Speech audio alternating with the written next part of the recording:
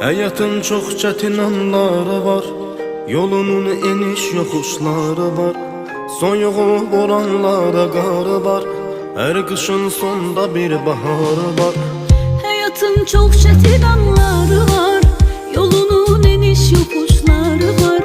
Soyuğu boranları karı var, her kışın sonda bir baharı var. Sevgidir nurlu ümit yolumuz, dikanlı olsa da sağ solumuz. Hayat oyunundaki rolumuz, kavuşan iki aşık sonumuz. Birazca sabrele canım,